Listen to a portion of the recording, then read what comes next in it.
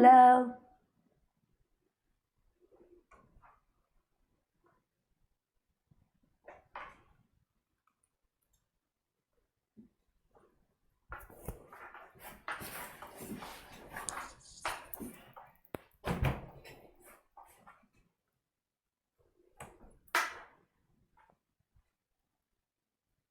Nice to see you. To see you nice.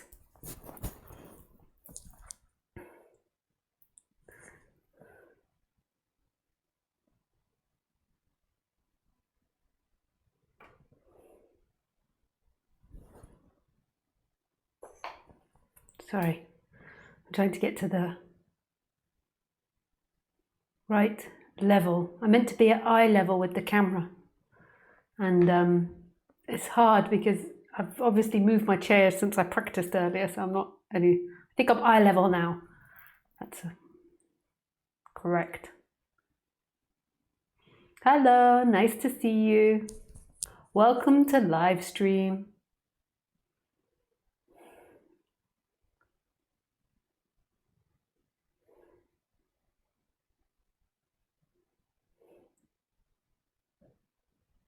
So if this is the first time to live stream, I'll tell you how it works. You can ask me questions through Skype, which is Lisa Cairns 12. And you can either call or you can write in. But if you call, remember that you've got to have a headset with a microphone, otherwise it can get echoey. So remember that you need a headset like this with a microphone in it.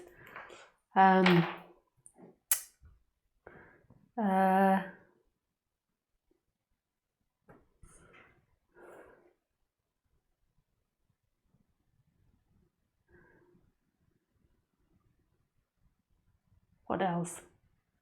I do these talks every Sunday and Wednesday at 6 p.m. French time, and you're very welcome to join me live, or you can watch them on YouTube afterwards. And the way that you join me live is you simply go to my YouTube channel at that time, or you can go on my website and go to the live streaming page, and it will come up there. And you can subscribe to YouTube, and you'll get notified by email when I go live, as long as you have your notifications turned on.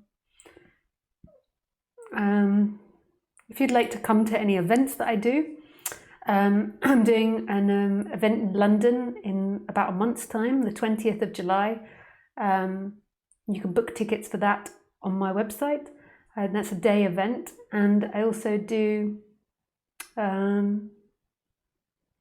a retreat in northern Germany on the Baltic Sea near Hamburg, where you fly to Hamburg, about an hour and a half from Hamburg. You're welcome to join that as well, and you can find tickets on my website. It's a very beautiful spiritual spa. But if you are thinking about coming, just know that the owner of the hotel has reserved a certain amount of rooms, and eventually he's just going to let them go to the public. So if you don't book your room soon, then you might find that there's no rooms left.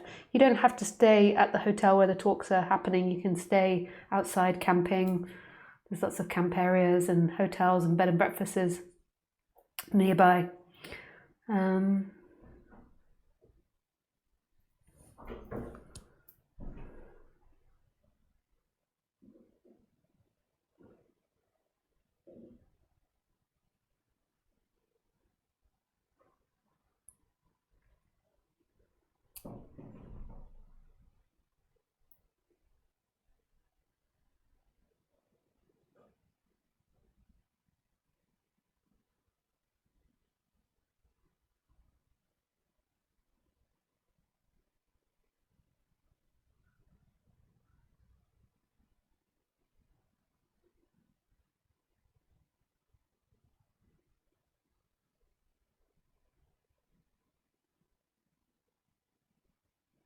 Can't think of anything else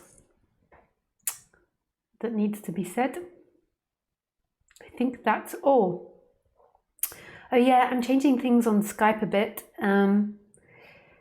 As you can understand, it gets like I make myself so accessible, it gets a little bit confusing as to what I do or don't reply to you. on Skype. So just know that I've started only replying to messages in my live stream. I've always said that I didn't reply to messages before, but sometimes I do reply to people, but now that's completely stopping. It's just, you can imagine the complications when you're a public figure. So I only reply to you during my live stream talks. And if you've booked a session and you need to speak to me about the session or something, then you can write to me in the email that you get with this session. So there's no confusion. That is all. I always like to start my talks with 5, 10, 15 minutes silence. So please join me in silence. I just have to share this. I forgot to share it. Here it is.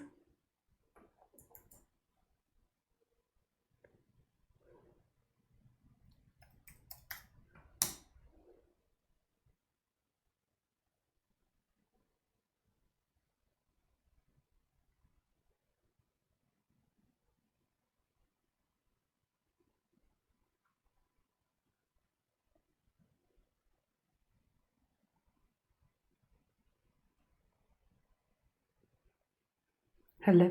Just remembered I didn't check my microphone.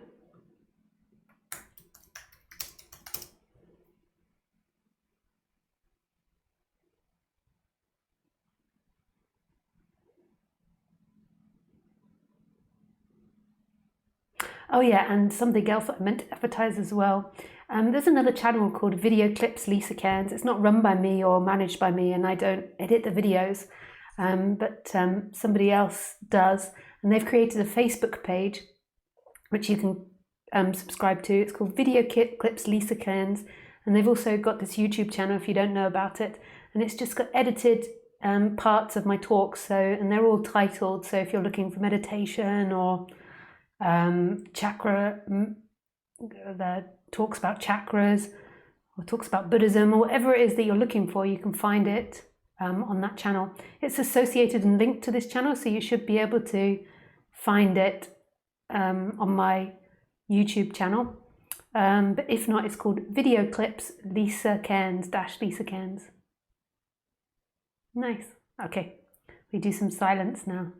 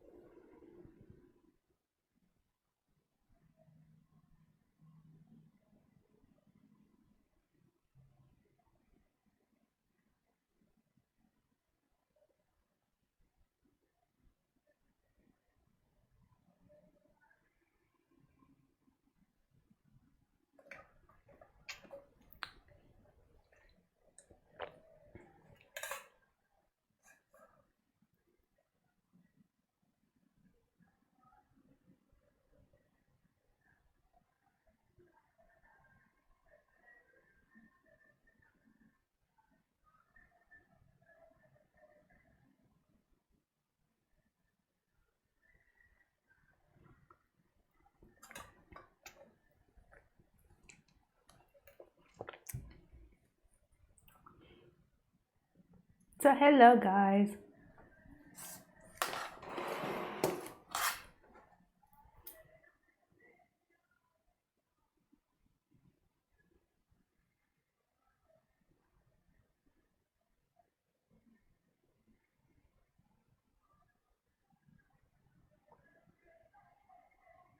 So what was the name of the title, the talk again? Is it easy to understand non-duality? Yeah, I think it's pretty easy to understand non-duality. I mean, it might take some time to get into the concepts and to like adjust to the concepts. Like it helps, I think, if you've read something like Eckhart Tolle before, or Buddhism, or Hinduism, or something that's what I would see as a build-up to non-duality. If you first come into non-duality, you're like, huh? I think it's easy to understand, but understanding to me isn't the energetic shift.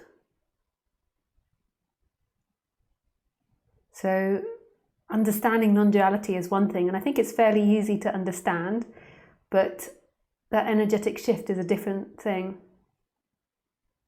And the energetic shift is being inside this body, like somebody that's inside this body that's limited to everything, which is nothing.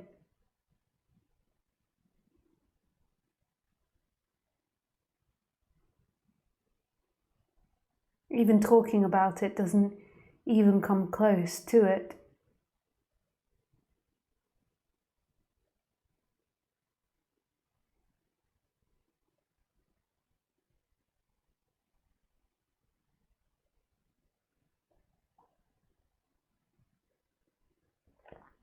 So that might not be so easy to understand, that you are everything. So most of the time when non-duality is explained, it's explained through consciousness and the I am, and I think that's a lot more palatable rather than something like what I'm trying to say, that who you are is everything, which is nothing, or nothing appearing as everything, your emptiness appearing as fullness. So what we have as a person is we have a sense that we're inside the body, that we're behind the eyes. So in Christianity, we're taught there's a soul in here. There is somebody in here, and that person controls the actions and has free will and chooses independently. Where non-duality is pointing to not two-ness, that there isn't subject-object, that the ultimate reality is one or not divided. It doesn't say oneness, because oneness already implies two-ness. It just says not two. So not two. So we get this idea that we're inside the head and that we're looking outside at the world. And as soon as that happens at 1, 2, 3, 4, 5, 10, 20, whenever that manifests, that separation, it always feels uncomfortable. It feels like there's something you've lost. It feels like there's a stone in your shoe. There's something not quite right. And the reason that it doesn't feel quite right is because you begin to live a lie. So who you are is everything appearing as a human speaking, but there is this belief that everything is sucked inside here and is singular and is separate from everything else. And that feels like a lie, because it is a lie. It feels uncomfortable, and it makes you feel unsatisfied, like there's something missing from right now.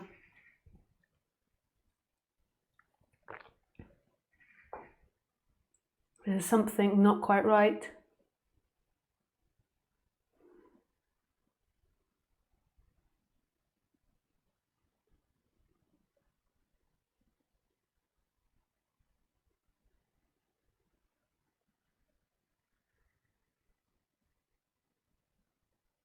And that not quite rightness then looks in pleasure. So this is the mechanism that happens. So it looks in pleasure, and it looks to avoid pain. So whatever this body determines pleasurable. So eating, creating, having kids, making lots of money, having having lots of luxurious objects.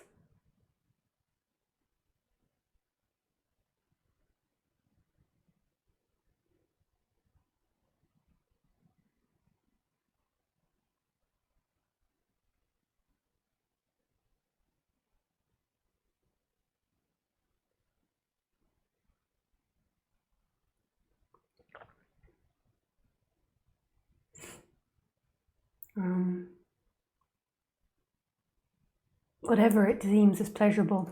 Normally our pleasure is set up and wired to lead us towards better survival. So we might not be conscious of it, but what we move towards is improving our survival. So if we get burnt by something because it's hot, we move away. If something makes us feel warmer when we're cold, we move towards it. So our pleasure is set up to always move towards an optimal survival, the best survival.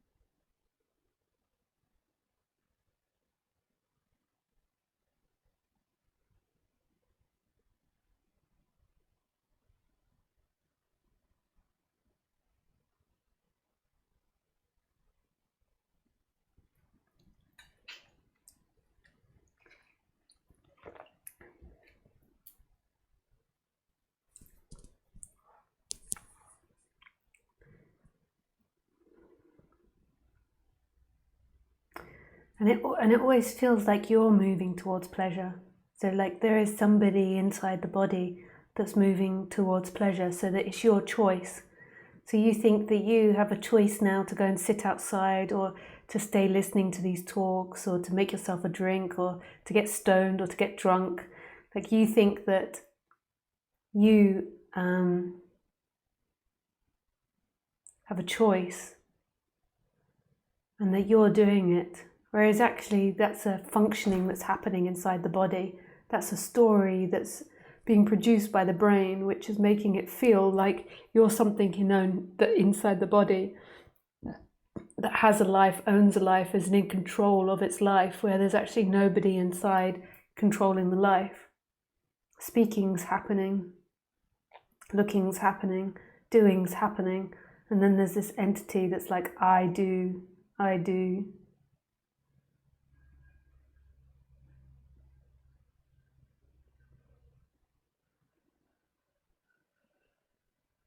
Me, my life, I do, I own.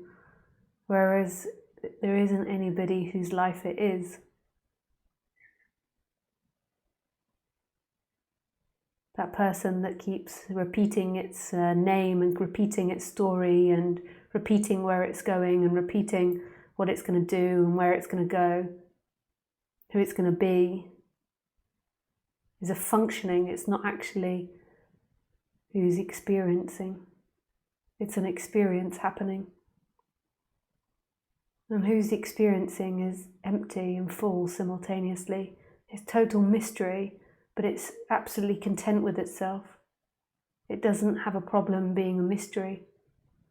And it's only a mystery in this world, like to itself. It's not a mystery, it's home. It's only a mystery in this world where it can't be translated into words and into thinking. But the one that's experiencing has no issue with the way things are. It's content in itself experiencing. It's not lost, it's not a problem, it's not bored, it's not uncomfortable. It's free, experiencing itself.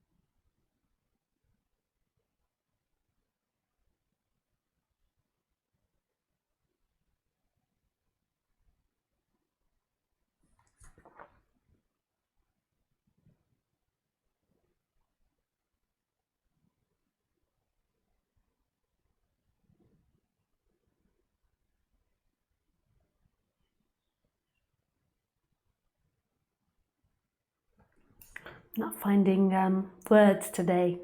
So let's see if there's any questions on Skype. There's one from Cairns. Hi Lisa, I've not been in Skype before and have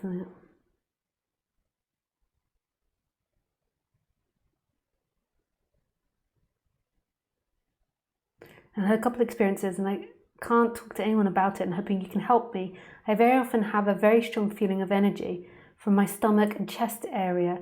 Sometimes it's so strong it's difficult to breathe. Almost one day, all of a sudden I kind of disappeared as though I fell through my feet and my body was empty and I wasn't there.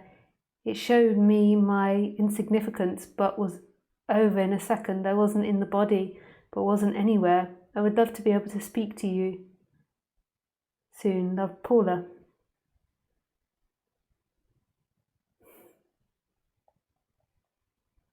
Hey Paula.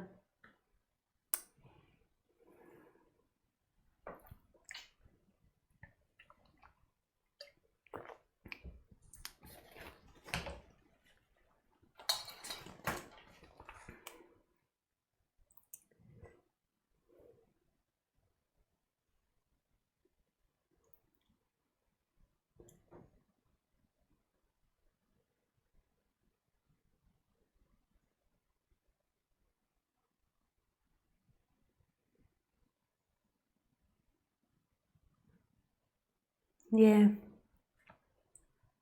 It's an experience that happened that shows you that your perception of reality and what you believe reality to be isn't truth, isn't the way things are. So it's not that there is somebody inside the body looking out. That's not fact. So having that experience was really beautiful because it was seen on the human level that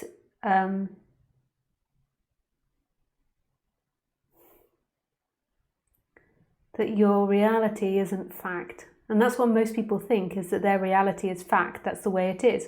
I'm a person, I'm sitting on the chair, I walked into this room, I had lunch, I do this, I do that, I'm this or that, and that is a fact. And that's the way things are. And the other person is that way or this way. And that's not fact. That's not the way things are. That's what you tell yourself about the way things are. That's the story you tell yourself. And that's okay, there's nothing wrong with stories, but they're just that, stories that appear and disappear in something that's beyond stories, that's beyond ideas, that's beyond what you could possibly tell yourself about experience. So in that moment you had experience of disappearing and it was popping some bubbles, and that's really beautiful.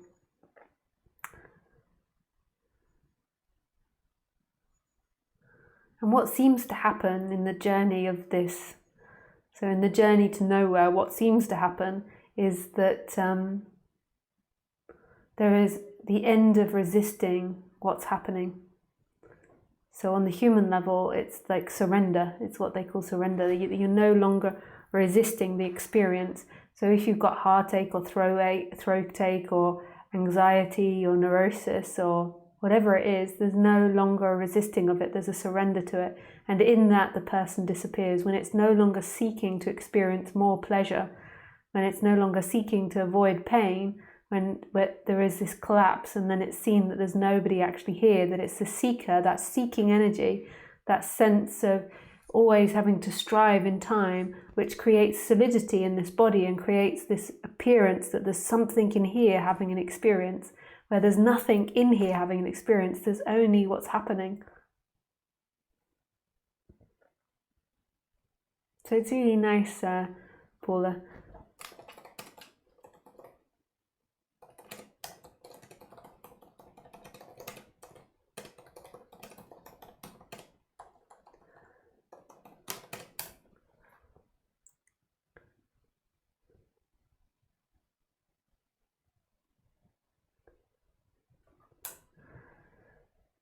Hi, Laurent, new here and so glad to be here. I am in California, USA. Oh, sorry, Laura. Laura, sorry, I thought that said Laurent. Hi, Laura, very welcome.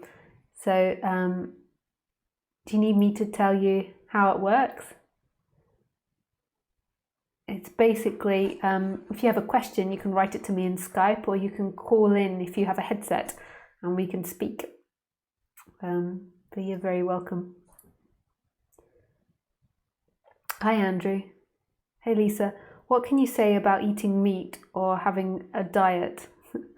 On an absolute level, it's irrelevant whether you eat meat or you're a vegan or you're a vegetarian. There's nobody that suffers and there's nobody being killed. So there is no animal that you're eating, and there is no bad actions that you're doing. Everything on the absolute level is totally embraced. There's nothing that's rejected. There's nothing that's good or bad, right or wrong. It's totally impersonal. It's just what's happening. On the human level, though, I would say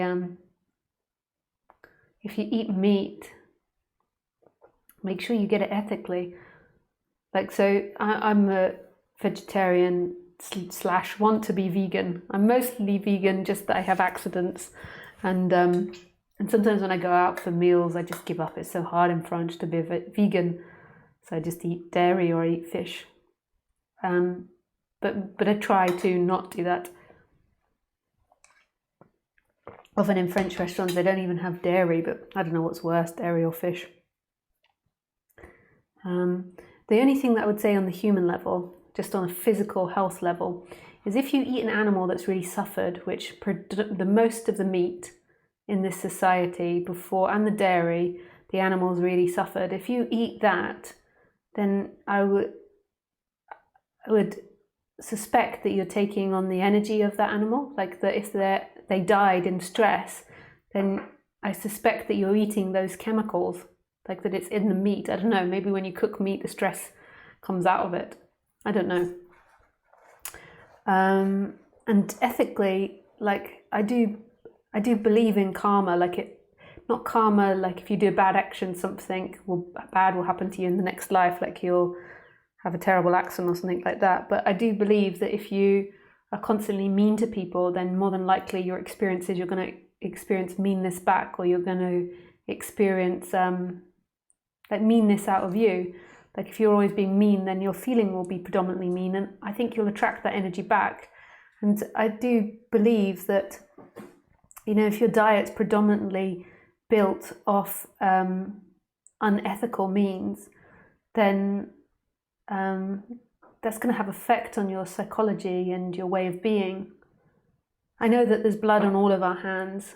Like all of us have to accept the karma of the society we live in on the human level.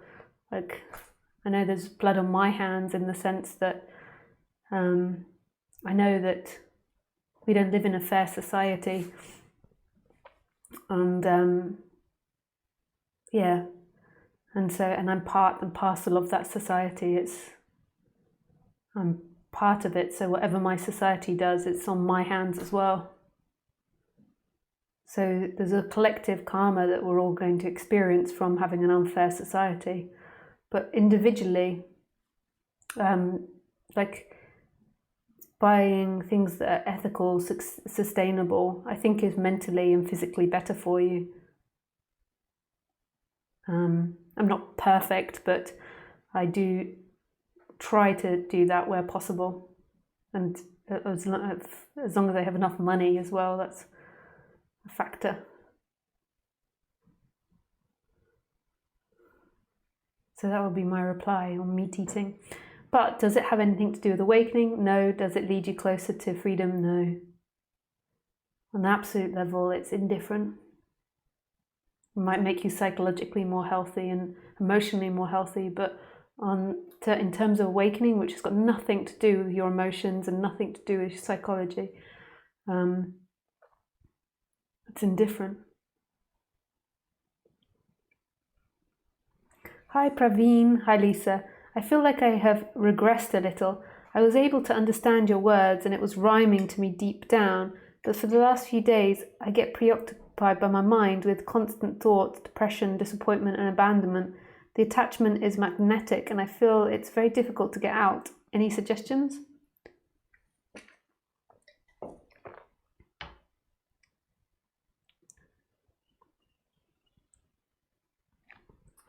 Um, uh,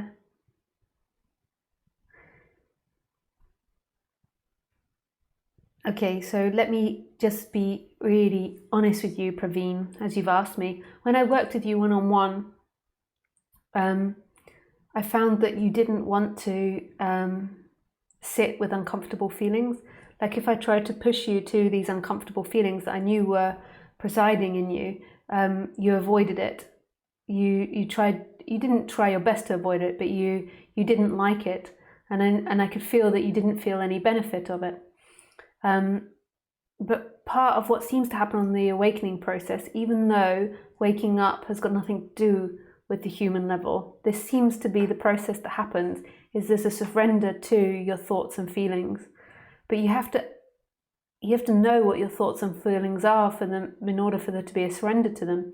Most people are living in such an illusion about what they think and what they feel that they aren't conscious of these feelings that are playing in the background. When you have a tragic event like you had, then these feelings become more obvious, but you know that you've experienced them throughout your life on and off. So you know that they've been there like a shadow, but you've never paid them any attention, and things were going good enough to give you hope, to give you a sense of relief. There was enough pleasure to avoid them. Even when you were uncomfortable, you could distract yourself and do something to avoid them. And now you're in the situation where you've got this time for them to come up, but I get the feeling that you don't want to sit with them and you don't want to feel them. They're too uncomfortable.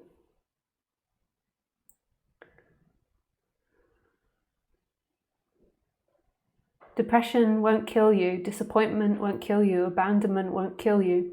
They're feelings that arise. And at the moment, what happens is that they're so uncomfortable. As soon as they arrive, your seeking gets really active and your mind gets really active trying to get out of it. And you get lost in thought, and you get lost in action, or you get lost in doing, rather than just coming back to them, that you feel abandoned. And it's totally okay to feel abandoned. It's only a feeling. It can't eat you. It can't destroy you. It's a feeling that will come and go, and it's not always present, but it's something that most humans have deep down, and it's just coming comfortable with these feelings. We're not trying to get rid of them, not trying to fix them, but coming comfortable with them. So I feel abandonment, but you've got to know that you're feeling it. So when I work with people, I try to get them to go down to their basic feelings, but it works sometimes, but sometimes it's also difficult because they keep wanting to tell their story of who they are rather than go down to their basic feeling. So I'll try and give you an example of this. So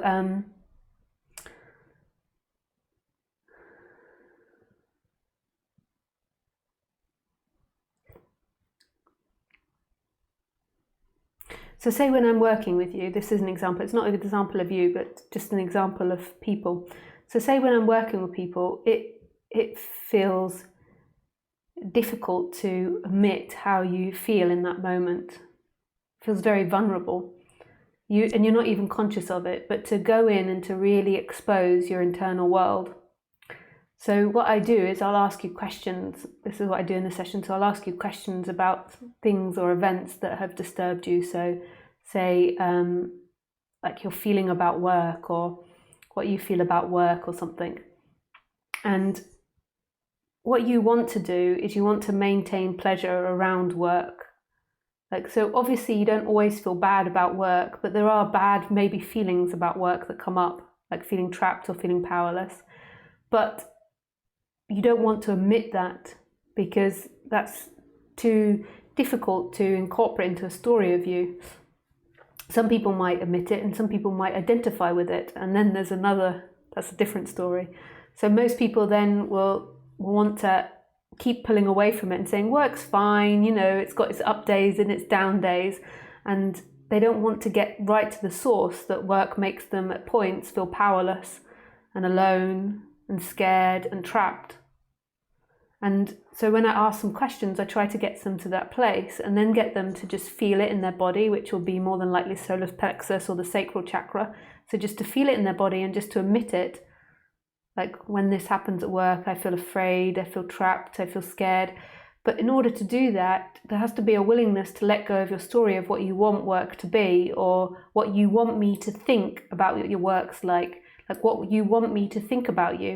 Like, it's often difficult to admit these feelings that aren't always there, aren't always present. It doesn't mean that your relationship that's always like that at work. It's sometimes, but that's what we're looking at the dark feelings that then make you seek. And most people want to keep a story of themselves running, and they want me to see that story. And if they do keep the story running, then it gives them a sense of safety, that they will be safe in time, because if you admit the dark feelings, they might eat you, it might take you, it might take over you. And that's what the person wants to do, is it always wants to maintain the story. Work's fine, yeah, I enjoy it, I've been to therapists before, I've worked through this stuff. And they say all these things, but even in therapy, it's still about a story of you, rather than just coming to your actual feelings in that moment when I'm asking you about a subject, just being able to say the basic feeling. And each chakra center has a basic vibration. So if you're having difficulty at work, then we go to the chakra area and we look at it and we explore it. And they all have similar flavors. Not the chakras all have similar flavors, but every humans have similar feelings in their chakras.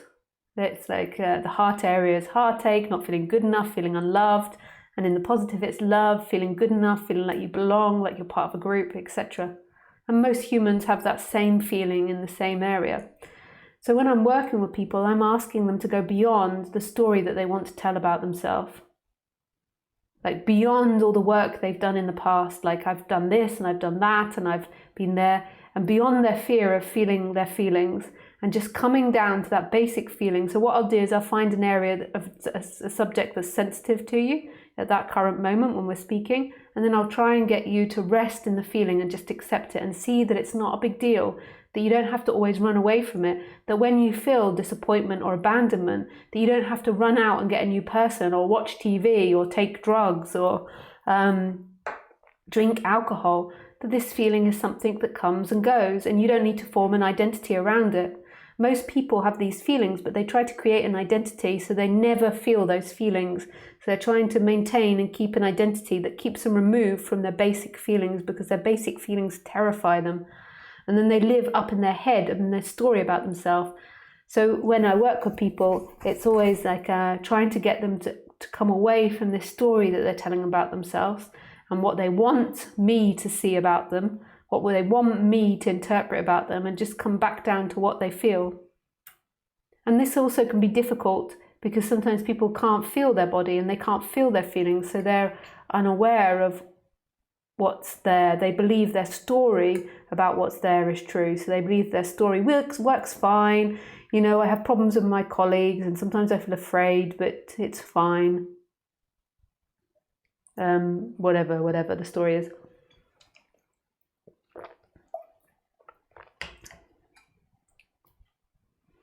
Hey Lisa, but I could tell, Praveen, when we were working that you really didn't want to feel your feelings.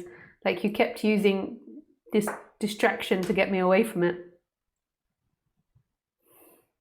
So this is the reason that you're having these feelings, is because this is exactly what's happening to you now, is that in this process you're becoming more real. So that your story about yourself isn't having such a strong effect and you're coming more real to your feelings. And these feelings that are coming up were there in your relationship. They were there hidden away, and they were there. I'm sure you could feel they were there in the relationship, but your relationship gave you positive feelings. So your relationship made you feel like you have company, companionship, distracted you. So your focus was more on the positive emotions, but they were there in the background, and they created you to seek to hold on to the relationship, to seek to do things. So it created this seeking dynamic around the relationship, where you would seek to make sure you got attention, or make sure that you had place, or make sure that you fitted in, or make sure your wife saw you in a particular way. And that's what creates the seeking dynamic. It's not the feelings themselves that's a problem. Like, it's natural to have feelings. It's natural to feel worried or anxiety at points. It's natural to feel abandoned at points. Like, how are you meant to know, like, if someone's left you or not? There's meant to be natural feelings, like a feeling abandoned. So say if someone leaves you in a very bad situation, that's a very natural and obvious feeling. And in your situation, it's natural those feelings come up. But it's when that you create a life seeking to avoid feelings that eventually they're going to come up like a tidal wave. When you create a life that's always trying to avoid particular feelings rather than embracing them and allowing them to be there when they come up.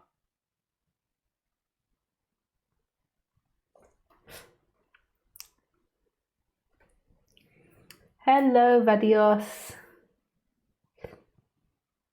Hi, Roger. Nice to see you.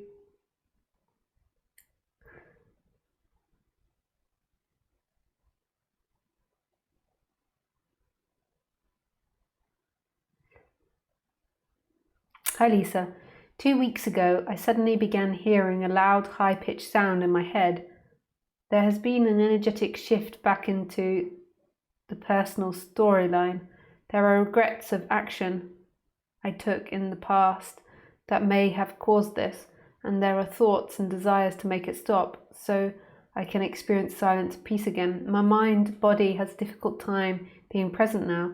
Do you think there is something to surrender to, or maybe it's psychosomatic that can be resolved?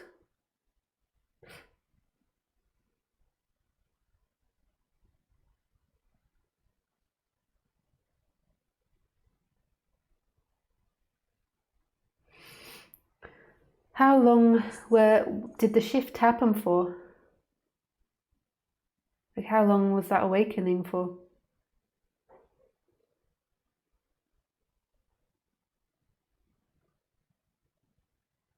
Normally what happens is there's a seeking pattern that comes back up.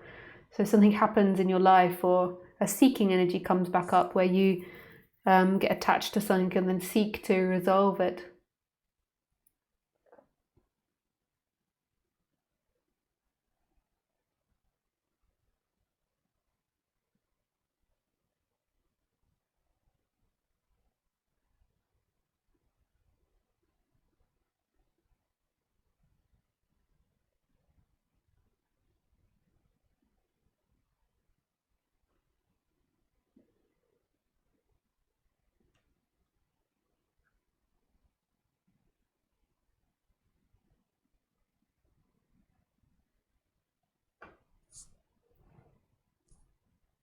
You can reply that, Roger, when you get chance. Hey, Isabel. Hello, love you, Lisa. Great topic. I wonder if the energetic shift is understanding non-duality, something above and beyond mental, means the way you ultimately understand. Is that sort of located or occurring with what we call the mind, the disappearance and collapse in energy, but also mind or thoughts orientated?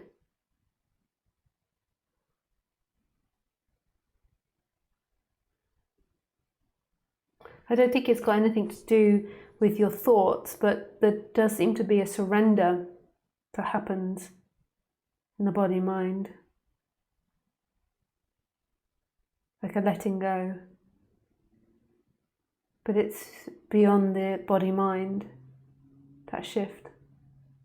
And it's not your doing, that surrender is something that happens. Because surrendering to what you feel and what you experience now, and in that lack of seeking, that then something else is revealed. Like you're not trying to escape everything.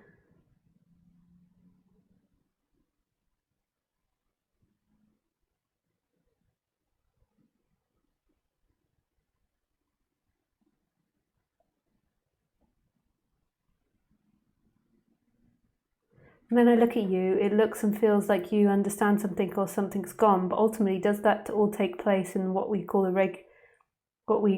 the mind?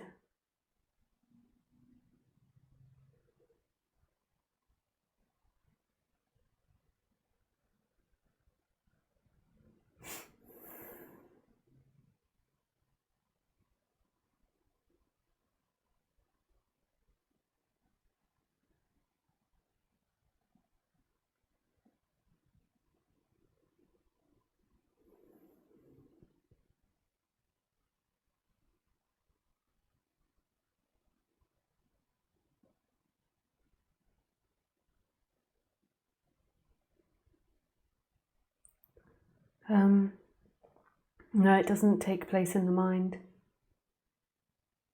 There is some sort of surrender that happens in the mind, but that shift, like that shift to what you are, isn't mind-based. But maybe the hook that keeps you contracted is in the mind or in the body. Embarrassing to ask this, seems like I'm supposed to know better by now, but I don't get the relationship of mind to understanding. It's okay.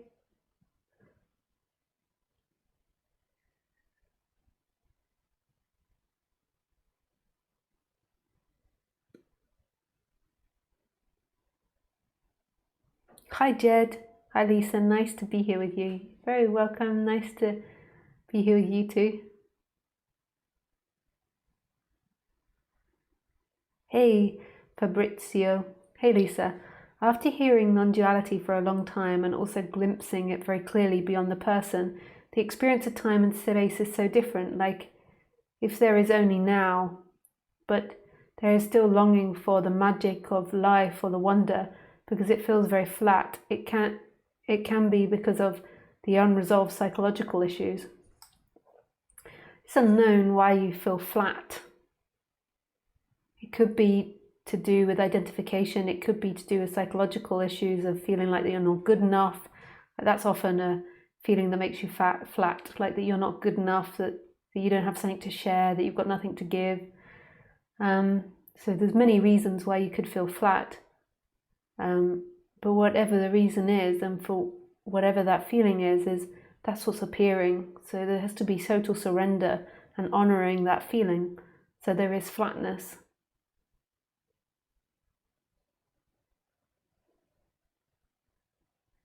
You are flat.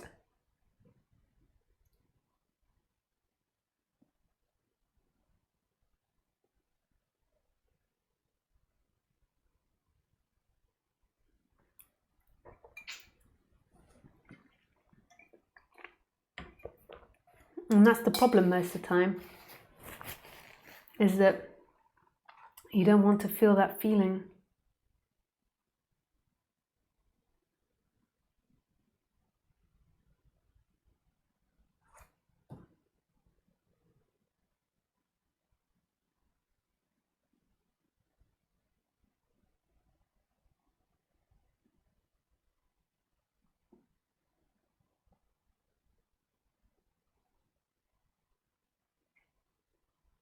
Derek asks, isn't it true that most therapies may help a person to function in apparent reality?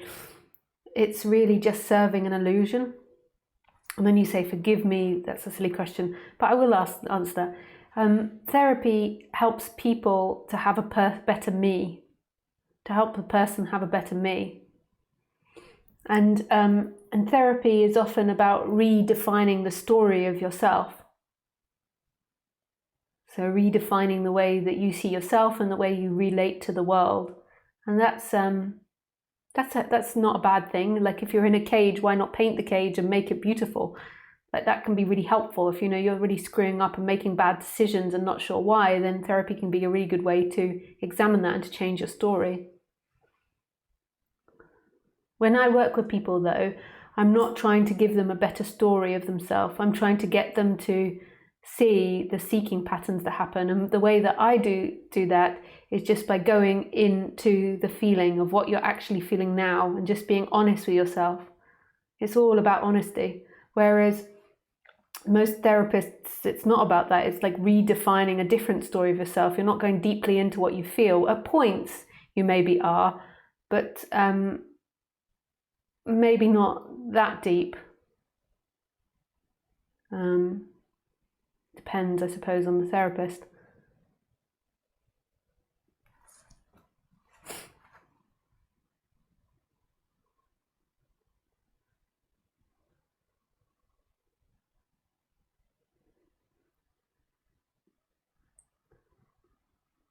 Hi, Nicholas.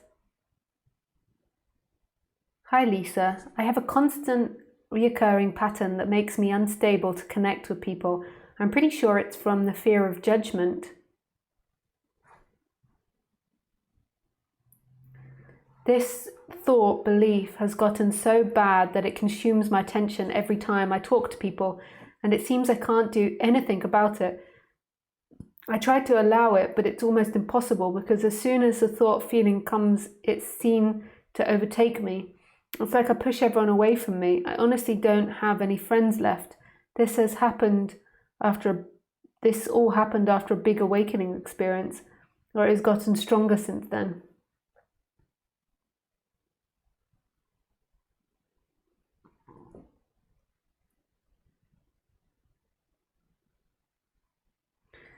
Yeah.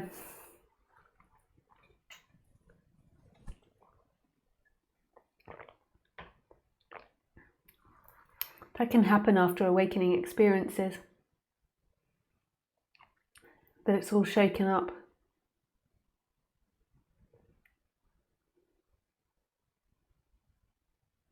So it becomes more intense.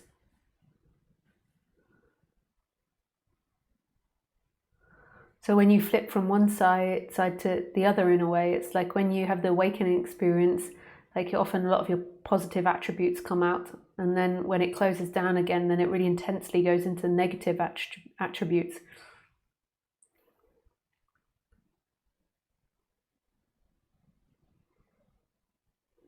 I would suggest that you more than likely need more personal help. So you need somebody to guide you, to help you through that, to help you see the mechanisms that are in play, because there could be many mechanisms in play.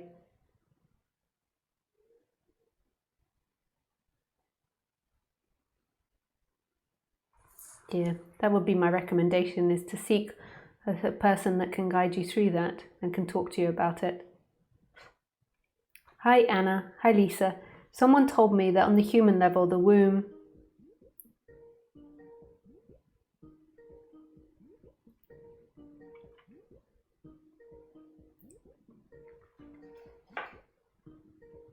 Okay, we'll answer. 1 second.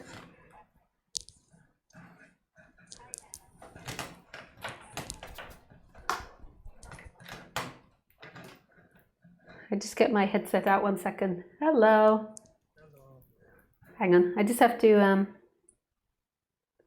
put in. Could I just ask you to turn off your video so that my internet connection's really good for my stream? Oh, video. Yeah, if you could turn your video off.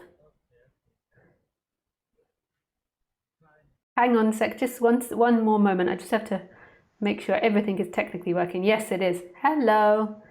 Hello. How can I help you today? Or not? First, I want to tell this is not my Skype because somehow we have a call, but I can call you in my Skype name. Okay. No, actually, I bet have English, but you can understand. Actually, I want to see each other, but if just speak, I no, also happy Yeah. if can say this. Yeah. And what is it you would like to work on or talk about?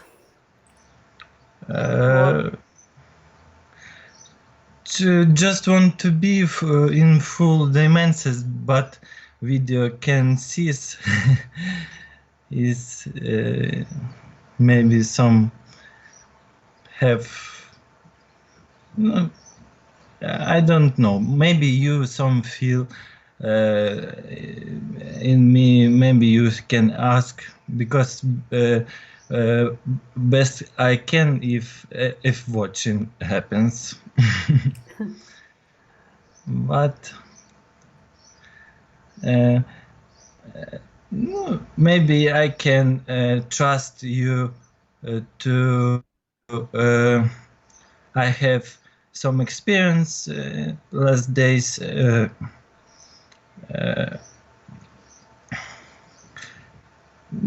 Actually, I can say anything else, but just being. Being I feel maybe much better, but watching can happen also. Yeah. Uh, Nice. Well, it doesn't sound like you've got any questions, so maybe we should give the space to someone else that has questions. okay, one question. Yeah. Can we just see each other as a human? How this is you say? Internet, not so much.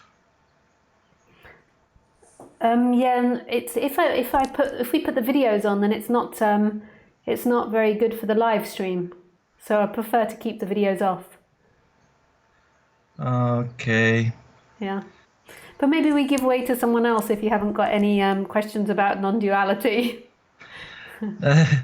Okay, but one question: can I speak with you on my account? Maybe I have some chances to say my name and some message because I think in you don't wanna try to speak with me if I don't call in not my account. Did I block you before? Yes, Oh. but but if this is not personal wanting you feel also, I think this Yeah. is Yeah. We'll see. I'll go back and I'll see if you write your name in this. I'll see why I blocked you. I'll see what your offense was, and if it wasn't too bad, then maybe I'll think about unblocking you. Alexei Minachmatov. Okay. Yeah. Just You write it in the chat, and then I will have a look. okay? All right then. Thank you for calling. Thank you. Bye. Bye.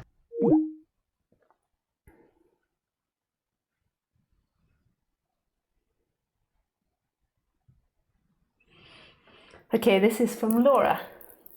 I experienced severe trauma nearly 20 years ago, and there was an opening to everything and a shift to experience everything. It was life-changing, to say the least. It's like I peeled away and there is just an openness to experiencing what flows. I experienced brighter colours and an understanding and knowing of what is happening and what needs to be known by myself or those near me. Is there a way to check in and know where I am in the awakening process? Is the shift or surrender ever complete, or is it continual? Are there signposts along the way?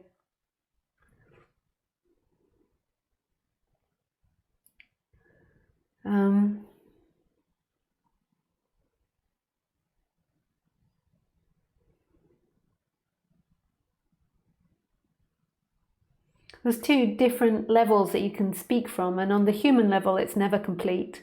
On the human level, you're always evolving, but there can be the shift to the absolute level, where on the absolute level, there is nothing to complete, and there is no greater experience, or there is no greater shift.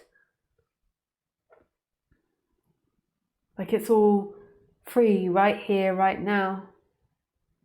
So what's happening in you is there's been awakenings, and on your human level, that you still think that it's a personal thing to you, that you're awakening and that you've been through all these shifts and that you're expanding. And on the human level, the human always expands, but then it's also seeing that right here, there is no person. There is no person that's ever had awakening or changed or evolved or is developing or will start or will finish. It's empty right here. There is nothing looking out.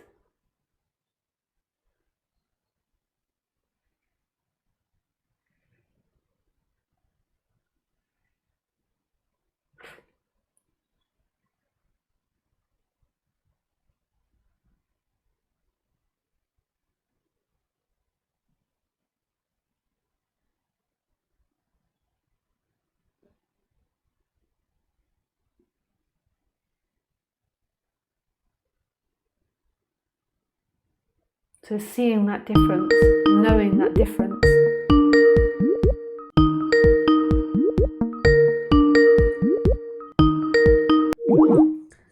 That on the absolute level, there is nobody that ever woke up or went to sleep or is progressing.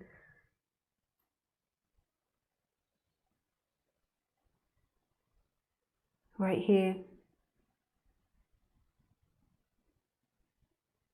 But on the human level, I would say that that is embodied over time more and more deeply.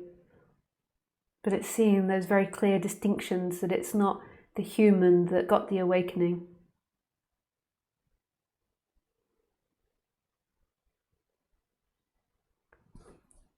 Thanks, Laura, for your question.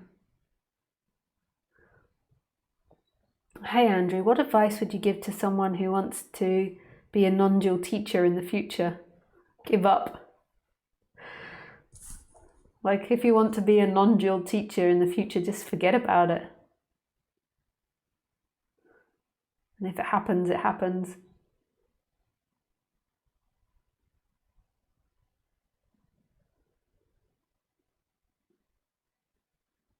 Like, this is a very difficult thing about running a business, doing these talks, because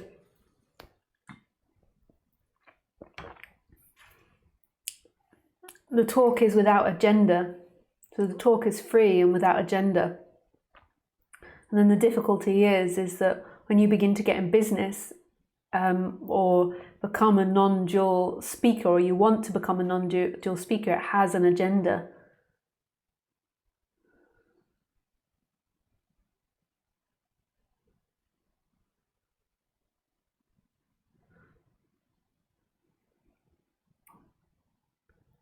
And that takes a lot of effort to not let that get muddled up. Like, some people use the agenda like you want to spread or grow non-duality, but for me personally, I don't even think that's a valid reason to help someone or to want to spread non-duality. If you want to help people in the human level, then help them with material things, so they have a material basis. Like, trying to wake up society or trying to do it for society isn't the right motivation for talking.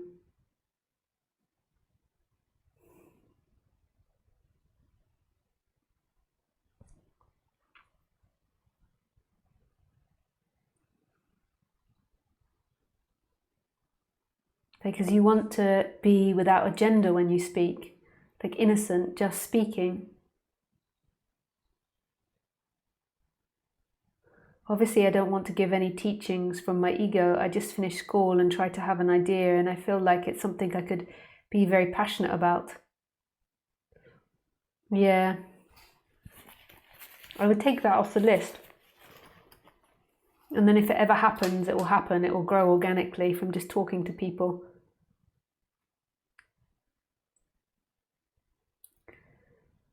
Hi Lisa, can you explain what happens when a feeling is seen in presence and can feelings be layers of traumas not worked out? With curiosity clause.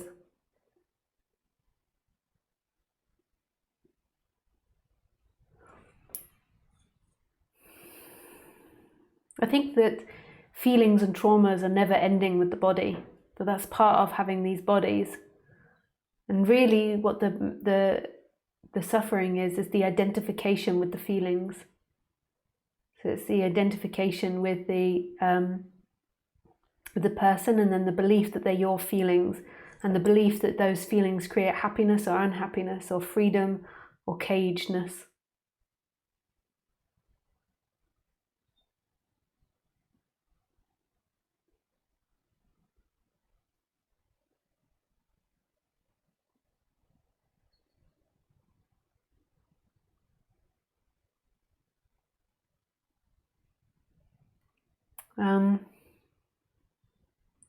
And I think the best way, but I do think the best way to release feelings or to change feelings is to allow them to be here. So this is the best reconditioning, is just allowing them to come up and to be there and to be honest and truthful with yourself in every moment what you're feeling.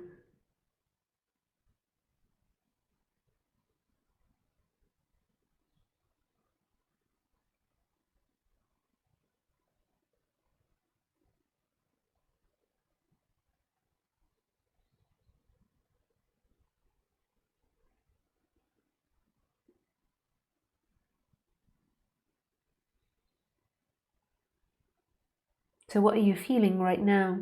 And just allowing it to be there. So if you're feeling vulnerable or seen or overexposed, just totally allowing it to be there. There's nothing wrong with that. That doesn't mean that you're not awake or that there's not freedom, actually. They're just feelings. It's just an honesty. What we're normally doing on the human level is creating a story of who we are, and we ignore our feelings. So we're telling a story of who we are, of where we've been, what we're going to do. Oh, later I'm going to cook my dinner, and blah, blah, blah, blah, blah. And this person's an asshole, or that person's an asshole, or tomorrow I need to do this or do that. And so we're normally living in a story of who we are. And we don't want to actually admit that right now we just feel vulnerable. And that's why our mind is overthinking. We don't feel good enough.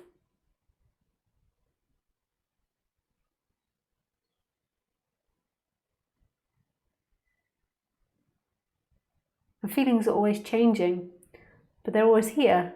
It's part of being human.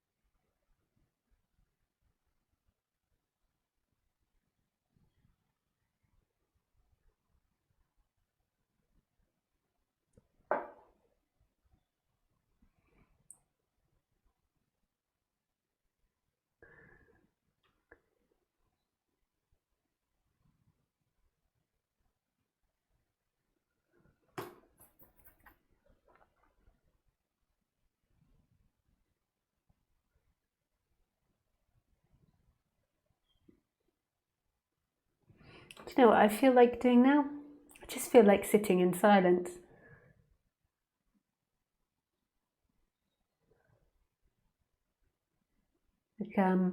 I think it just might be nice if you join. I know you most will be thinking, no, I want to listen to something, I don't want to be in my mind. Maybe just try sitting in silence with me. Just take my hair out. I can't lean back.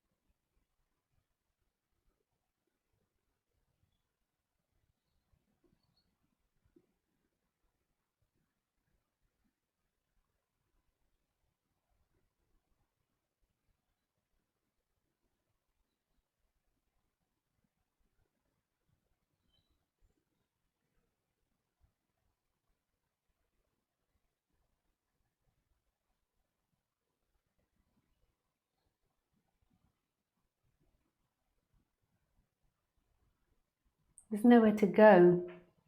So even though mind's like, I've got to go somewhere, I've got to do something, that's just a seeking energy that believes that this moment is a problem, that these feelings are a problem.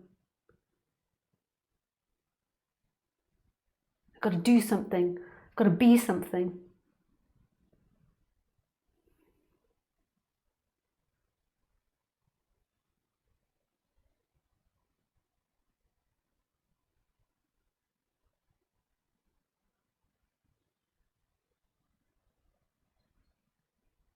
Just go into your body and see what it feels.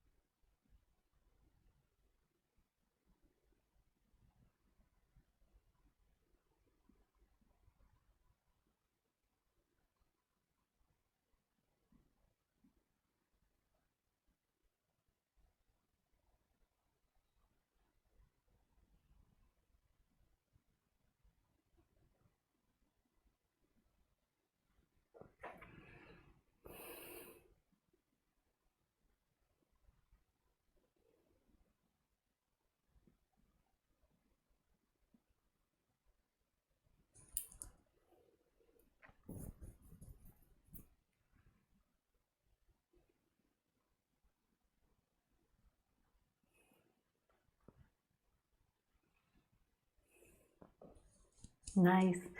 Maybe that's all for this evening. Yeah, it's really beautiful to share with you. I send you lots of love and I wish you everything. And I'm here again on Wednesday at 6 p.m. French time. Thank you.